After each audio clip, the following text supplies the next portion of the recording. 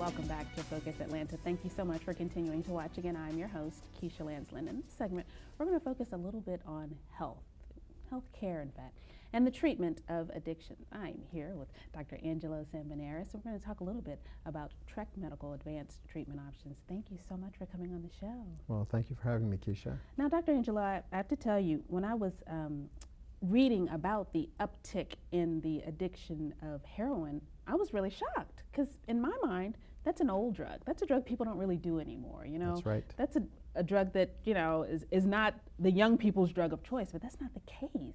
Tell me a little bit about the uptick in this. No, it's, you know, if we think about back in the 60s, early 70s, that, you know, in school, children were taught that you shouldn't smoke, you should get your parents to quit smoking, and you shouldn't do drugs. And when they talked about drugs, they talked about heroin. And, you know, we still hear today that smoking's not good for you, it's bad for your health. Of course. But we don't really talk about those kind of drugs. And, but they're back. Wow. And people are using them in a big way.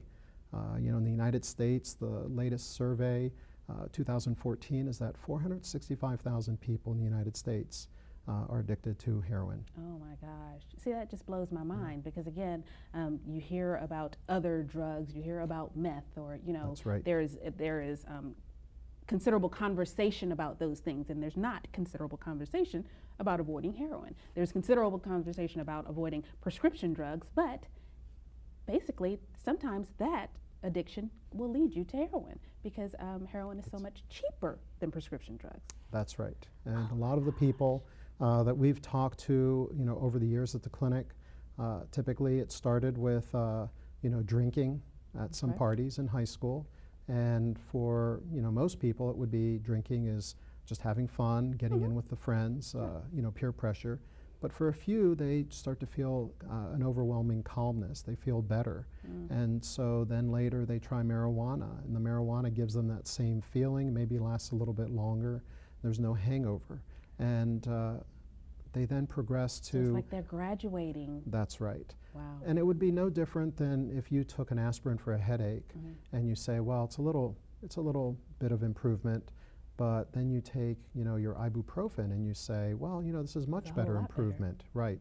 And that's what happens is they kind of move from the alcohol to the marijuana to the pain pills that might be in the cabinet at home, and then ultimately it's too hard to get. People see that pills are missing, the price is too high, and somewhere in there somebody will tell them, why don't you try heroin? It lasts longer and it's cheaper. Wow. So, you know, it's a form of self-medication. When we talk with individuals coming to the clinic, we'll tell them, we don't consider you addicts. That's really a very negative, stigmatizing term. What we do is that you have found a form or a way to self-medicate, to take away symptoms, symptoms of anxiety, symptoms of depression, not dealing with stress, you know, environmental stress, social stress. Right, and it just kind of helps to just calm and ease things for them, not realizing they get addicted. And that's the problem, is they're hooked. They become dependent. Now tell me what's different about this clinic, because that's what I love, the fact that it's not just a Band-Aid over one aspect of the addiction or of the coping mechanism, but you kind of try and handle everything from the counseling to the therapy. Like, tell me a little bit about Trek Medical. So we have a model that is unique to the, you know, substance abuse, substance treatment space, but it's a very old way of thinking, and that's what we call biopsychosocial.